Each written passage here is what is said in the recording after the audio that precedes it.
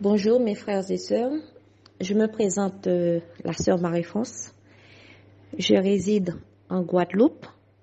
Je voudrais partager avec vous des songes que j'ai eus à la fin du mois de décembre 2022 et au cours de janvier 2023.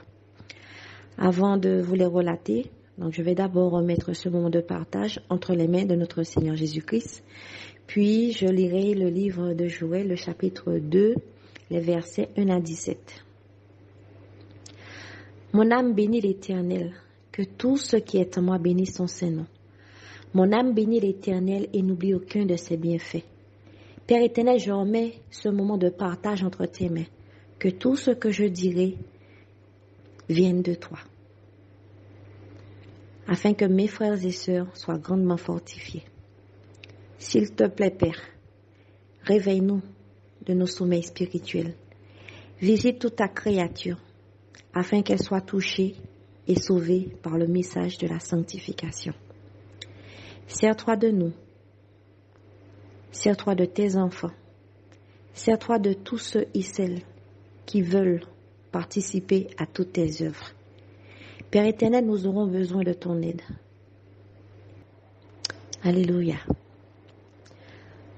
Avant de commencer à vous raconter ce songe, j'aimerais dire à tout le peuple de Dieu, les rétrogrades, à tous ceux qui n'appartiennent pas encore au corps du Christ, de se faire violence pour entrer dans le royaume des cieux. Rachetons le temps car les jours mauvais arrivent à grands pas. Ces révélations ne sont pas pour moi seul, mais aussi pour tous ceux et celles qui font partie du peuple de Dieu. Je sais que l'homme d'aujourd'hui, ils aiment entendre des choses agréables à l'oreille, vivre normalement, loin des conflits et des soucis de la vie. Mais que nous le voulions ou pas, Dieu a fixé un temps pour chaque chose. Un temps pour la nation, un temps pour nous les hommes, un temps pour tout type de situation. Tous ceux qui appartiennent à Christ savent dans quel temps nous vivons. Il vous suffit de lire le livre de Matthieu, le chapitre 24. Ce que je vais dire me donne des frissons. J'ai vécu cette épouvante. Et moi, ma prière quotidienne, Seigneur Jésus, aie pitié de nous. Ne nous oublie pas, nous tes enfants. Pardonne-nous, Père éternel. Je sais que nous avons sali ta création, Père éternel.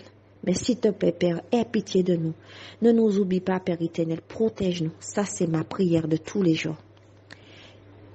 Alors, ces révélations ne viennent pas de moi, mais du Père. Je n'ai rien ajouté, ni retranché. Donc, je vais essayer d'être, bref, le plus simplement possible. Je vais employer des mots simples aussi pour que tout le monde puisse comprendre. Juste une petite parenthèse.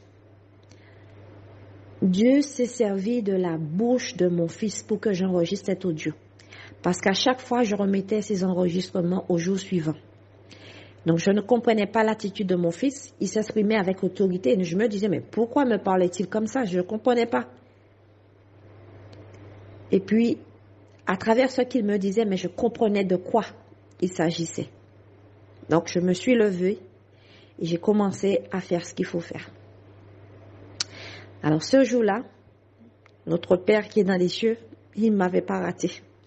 C'est à ce moment-là que j'ai compris que mon Père voulait que je me fasse violence pour que je puisse vous transcrire tous ses rêves.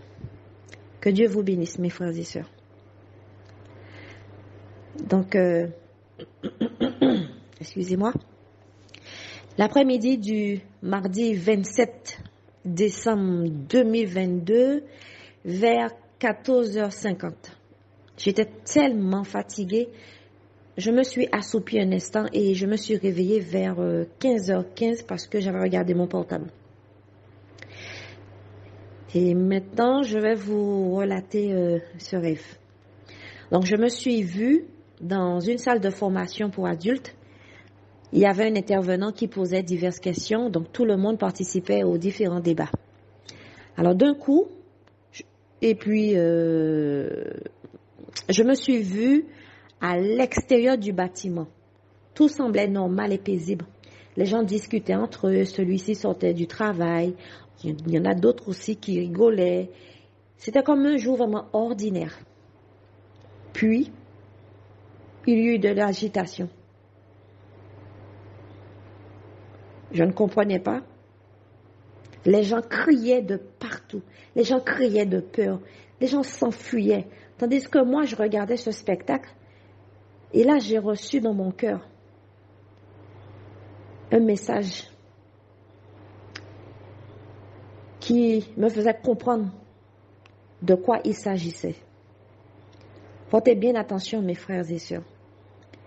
Une maladie pire que le coronavirus s'en vient sur la terre. Je me reprends. Une maladie pire que le coronavirus s'en vient sur cette terre. Donc, je vais essayer d'expliquer ce que j'ai vu sans trop entrer dans les détails. Alors, comme je vous le disais précédemment, donc quelque chose s'est produit. Je ne peux pas vous expliquer ce qui s'est produit, mais moi, ce que j'ai vu des personnes commencer à changer. Ils sont devenus comme des zombies. Et les gens normaux, eux, couraient. Ils voulaient s'échapper. Et ce que je trouvais étrange, les infectés couraient vers les non-infectés. Et s'ils t'attrapaient ou te mordaient, tu devenais comme un zombie. Et ces zombies-là, ils avaient un flair pour sentir la chair fraîche. Personne n'était à l'abri. Les gens criaient de partout.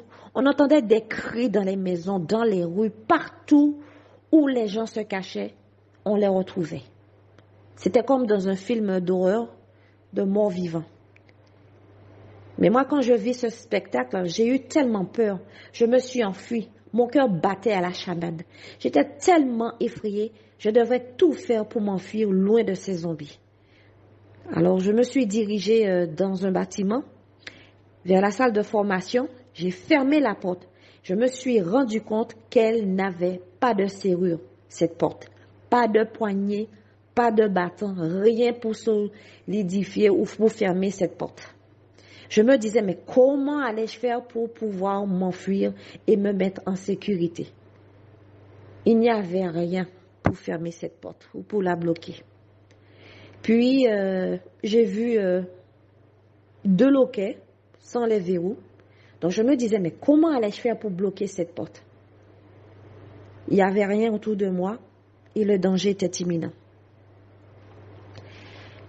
Mes frères et sœurs, je priais. Je priais mon Père dans les cieux et votre Père. Et je vis un feutre rouge. Je ne sais comment il s'est retrouvé là. Je l'ai attrapé. Je l'ai mis dans les loquets. Je sentis que la porte était bien fermée et bloquée. Et c'est à ce moment-là que je me suis sentie en sécurité. Après, je me suis dirigée vers une seconde salle. Il y avait 2 hommes qui discutaient entre eux. J'ai hésité d'entrer. En les observant, j'ai vu qu'ils étaient normaux, qui a quitté définitivement la France et venir s'installer en Guadeloupe. Donc je lui disais, tu as de la chance, toi. Tu as eu le temps de sortir de la France. Et à lui de me répondre, oui, j'ai eu de la chance. Alors dans sa conversation, il me disait, eh oui, j'ai eu le temps aussi de faire sortir mon fils de la France. Et à moi de lui répondre, eh oui, Il a de la chance, ton fils. Mes frères et sœurs, cette situation était tellement réelle. J'étais tellement effrayée. Je la vivais, moi, cette situation. J'étais en France et je la vivais. Dans la salle de formation, dans cette salle de formation, je me sentais en sécurité. Mais nous savons que la sécurité se trouve en Jésus-Christ. Et je le remercie. Je le remercie. Parce que grâce à lui, il m'a protégée. Et je lui rends toute la gloire. Que Dieu nous vienne en aide. Prions les uns avec les autres. Et prions aussi pour les autres.